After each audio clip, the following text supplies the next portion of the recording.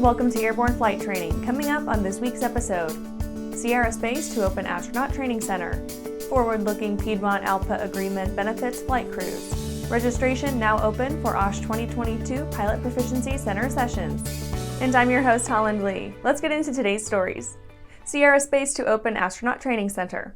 Sierra Space is creating an astronaut training program comprising a commercial human spaceflight training center and astronaut training academy at its offices at the Kennedy Space Center.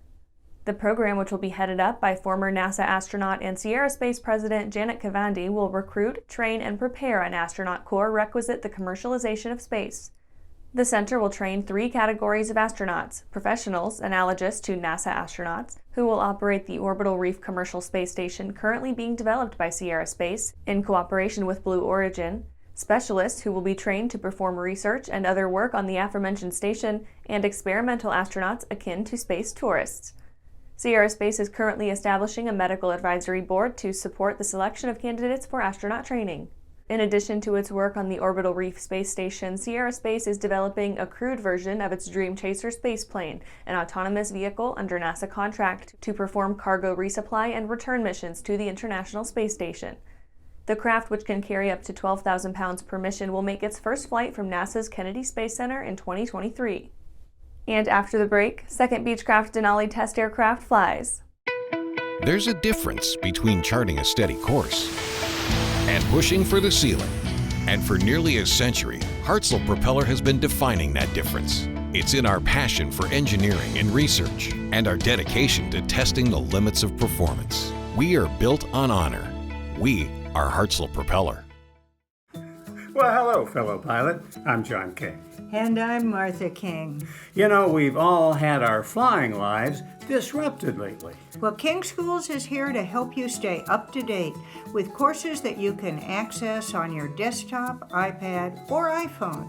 If you'd like a refresher or just want to expand your aviation horizons, we have a course for you. So head over to kingschools.com/rusty today for details. If it looks good, it usually flies good.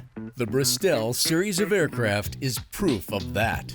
Furthering their legacy of safety and efficiency, Bristol is proud to feature the Rotax 915 IS Turbo in the current lineup of aircraft. The 915 IS Turbo power plant offers more power than ever before in a light sport aircraft. Learn more about Bristol at www.sportflyingusa.com.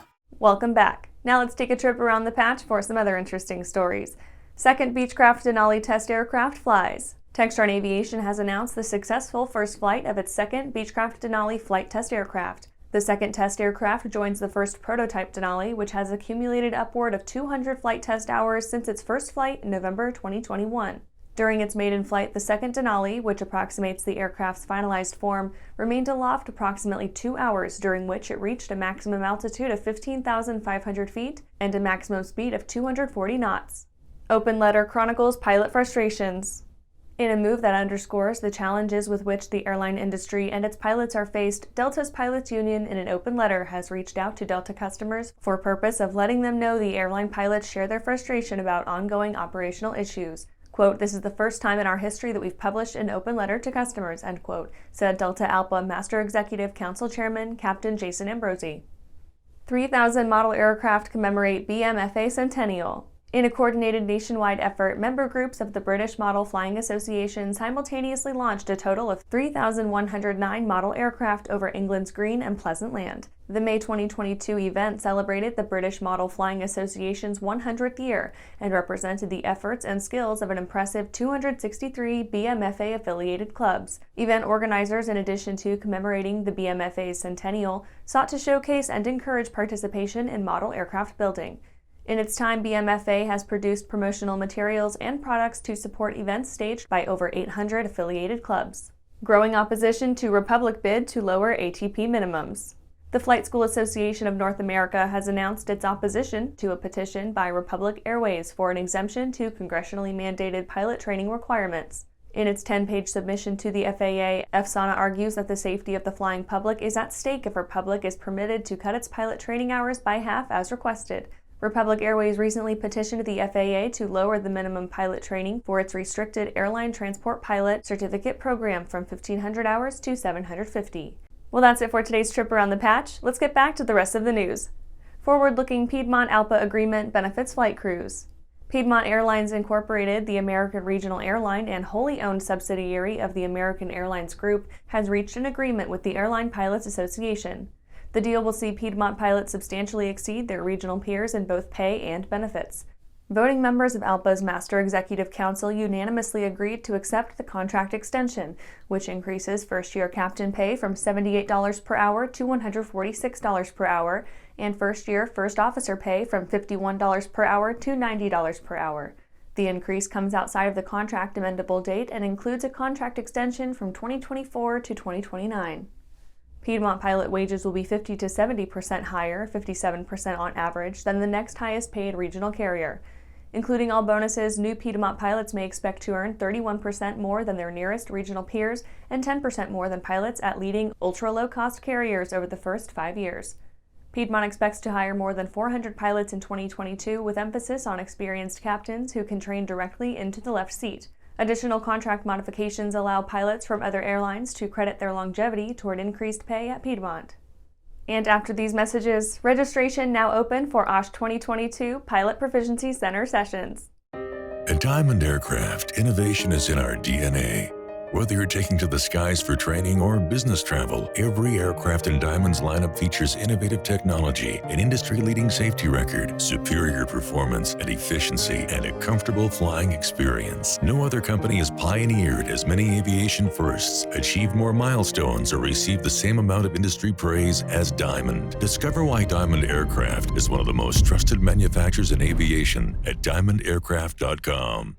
Aviation Safety Resources is disrupting the market for aircraft emergency parachute recovery systems. ASR systems are smaller, lighter weight, and offer longer repack cycles than similar products available in the current market. ASR has a recovery system available for every type of aircraft: sport, experimental, light sport, general aviation, urban air mobility, vertical takeoff and landing, electric propulsion, and unmanned aerial systems. Find the right product for your aircraft at aviationsafetyresources.com.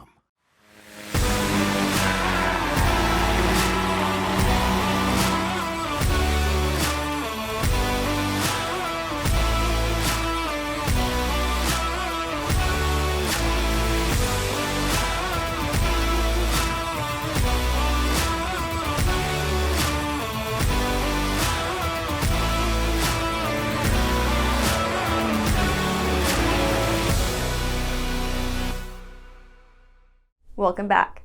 Registration now open for OSH22 Pilot Proficiency Center sessions. Registration is now open to the expanded Pilot Proficiency Center sessions during EAA AirVenture Oshkosh 2022 to be held in the new EAA Education Center adjacent to the EAA Aviation Museum. These half-day clinics allow pilots to increase their knowledge, hone their abilities, and network with other passionate pilots while helping them become safer and better informed aviators. The 69th edition of EAA's Fly-In Convention is July 25th through 31st at Whitman Regional Airport in Oshkosh.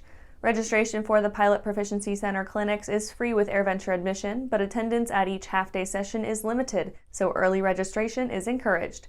Participants may choose from any one of the sessions that fit their current pilot certificate, rating, or home-built aircraft project. Subjects range from flying fundamentals and risk factors to instrument flight and home-built test flying. The clinics include keynote presentations, interactive and engaging breakout sessions, skills enhancement, and challenging scenario-based training exercises in EAA's Redbird Advanced Aviation training devices. A pickup breakfast is included with each morning session and lunch with each afternoon session. And that's our show for today. You can catch episodes of Airborne on YouTube, Roku, or Fire TV. Just search for Aero-News or Airborne. And don't forget to follow us on social media. Thanks for watching!